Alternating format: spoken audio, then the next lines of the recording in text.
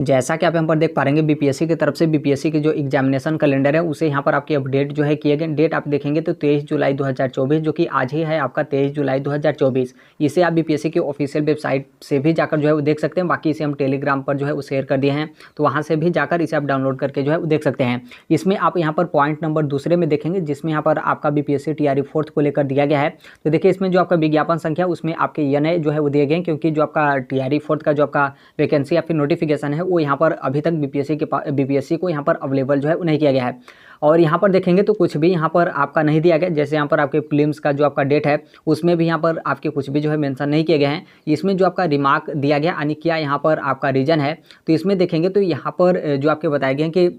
मतलब यहाँ पर एक्सपेक्टेड आपके यहाँ पर किए गए हैं कि एवरी ईयर यानी प्रत्येक साल ये जो यहाँ पर आपका बीपीएससी टीचर की जो वैकेंसी है वो यहाँ पर आपकी होगी, लेकिन यहाँ पर कुछ भी इसमें जो आपका डेट वगैरह है वो यहाँ पर आपके जो है वो नहीं दिए गए हैं। पिछले वाला जो आपका कैलेंडर था उसमें आपने देखा होगा कि 24 अगस्त 2024 आपके एग्जाम का जो है वो डेट दिया गया था, लेकिन इस कैलेंडर में जो यहाँ पर आपका आज का कैलेंडर है तो इसमें यहाँ पर आपकी जो एग्जाम डेट वगैरह हैं वो यहाँ पर आपका जो है हटा दिया गया है। यानी आप यहाँ पर कन्फर्म रूप से मान सकते हैं कि जो आपका 24 अगस्त को टीआरई 4th का जो आपका एग्जाम होने वाला था वो यहाँ पर आपका नहीं होगा। संभवतः यहाँ पर चांस है कि लास्ट 2024 में यहाँ पर जो आपका बीपीएससी टीआरई 4th है तो उसके यहाँ पर आपको एग्जाम वगैरह जो है वो देखने को मिलेगा। उससे यहाँ पर 1-2 महीने पहले आपको यहाँ पर वैकेंसी वगैरह जो है वो देखने को मिलेगा। तो जो भी यहाँ पर टीआरई 4th में आप लोग यहाँ पर शामिल होंगे तो आप लोग यहाँ पर समझ सकते हैं कि कुछ और यहाँ पर आपको एक्स्ट्रा टाइम वगैरह तैयारी करने को लेकर यहाँ पर आपके जो है मिल गए हैं। आगे आप यहाँ पर देखेंगे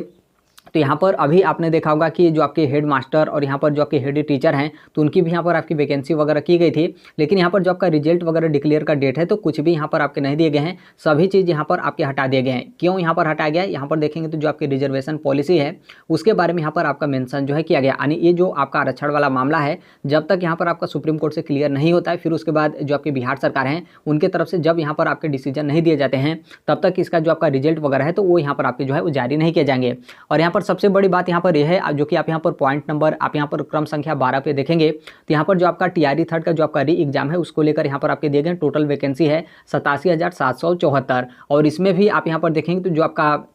फाइनल रिजल्ट वगैरह का जो आपका डेट है उसको भी यहाँ पर आपका जो है हटाया गया है। और क्यों यहाँ पर आपके जो है हटाए गए हैं, क्योंकि इसमें जो आपका रिजर्वेशन का पॉलिसी है उसके बारे में यहाँ पर आपके जो है वो डिस्कस किए गए हैं। यानी ये जो यहाँ पर आपका बीपीएससी टीआरई 3rd का जो आपका रिजल्ट होगा जब तक ये आपका रिजर्वेशन वाला मामला यानी आरक्षण वाला मामला जब तक यहाँ पर आपका क्लियर नहीं होता है तब तक इसका जो रिजल्ट होगा वो यहाँ पर आपके जो है वो नहीं जारी किए जाएंगे आंसर की। और उसके बाद यहाँ पर जो आपके OMR शीट है वो यहाँ पर आपका जारी करने को लेकर बीपीएससी के जो चेयरमैन थे उनके तरफ से बोला गया है।